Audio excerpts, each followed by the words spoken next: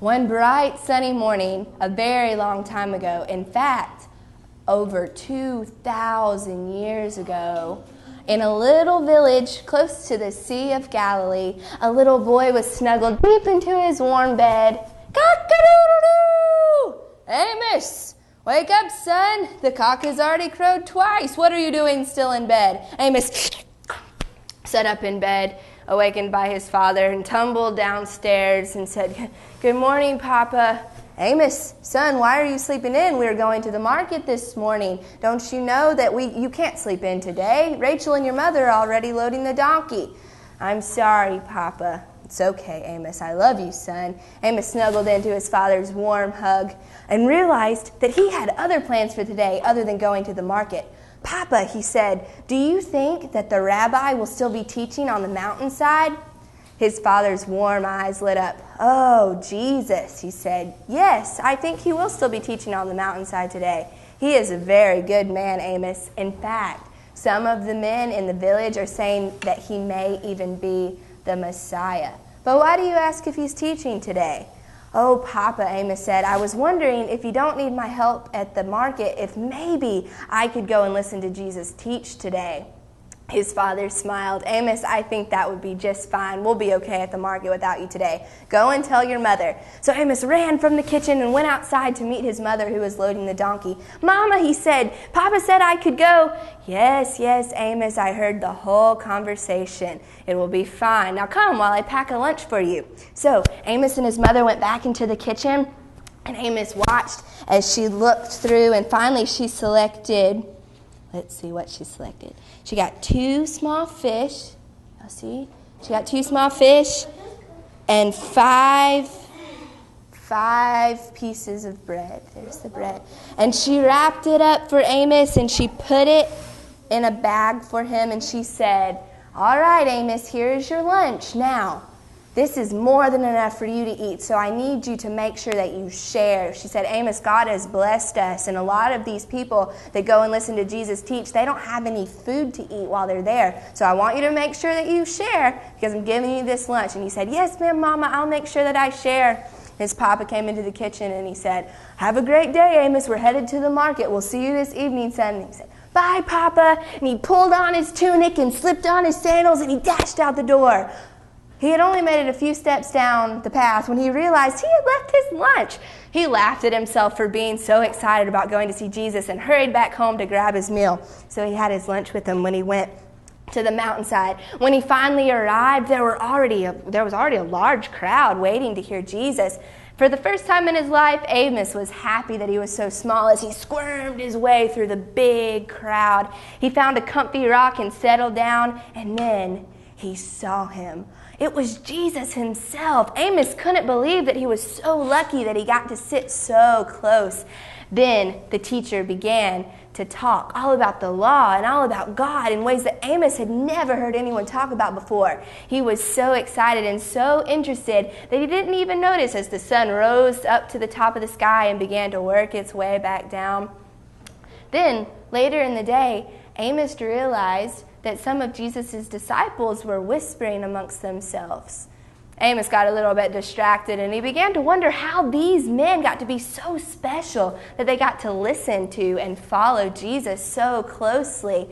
He began to count them in his mind. 10, 11, 12, he thought. I wonder how these men got to be with Jesus.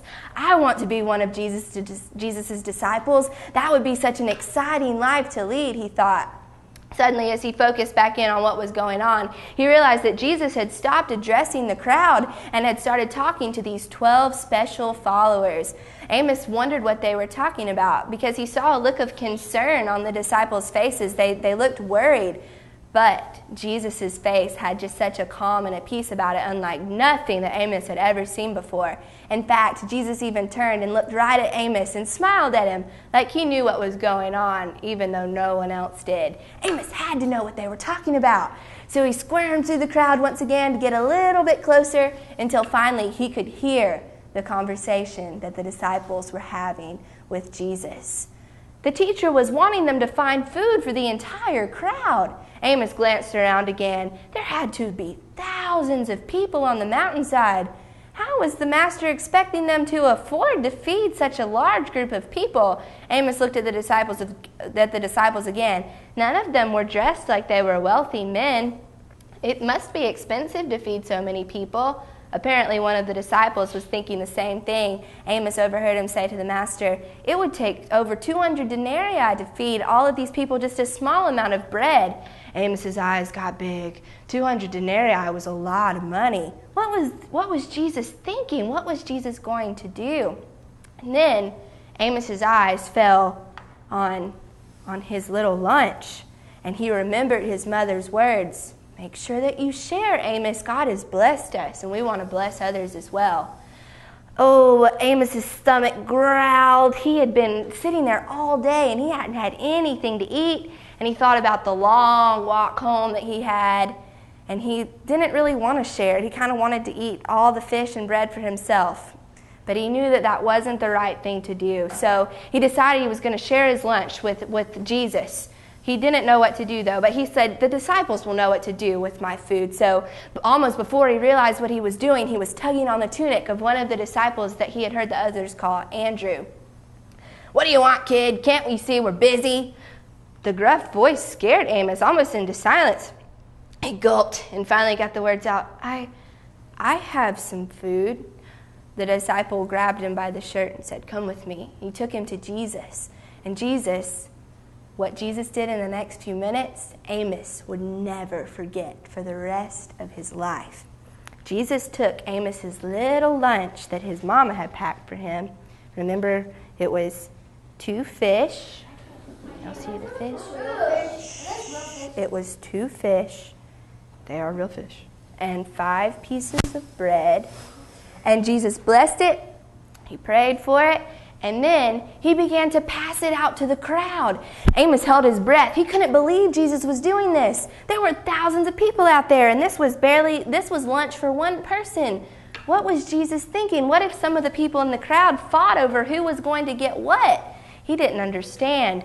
But slowly, person by person, everyone passed the food to each other, and everyone had something to eat, and everyone ate until they were full. Amos got even more amazed as he watched the disciples pick up 12 whole baskets of leftover food. All of that had come from his little lunch. Amos was so surprised.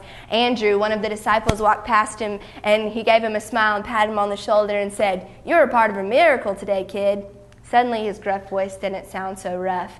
Amos was so excited. He ran almost all the way home, and he met up with his papa and mama and sister Rachel on the path, and he was out of breath, and he said, Papa, you won't believe what happened today."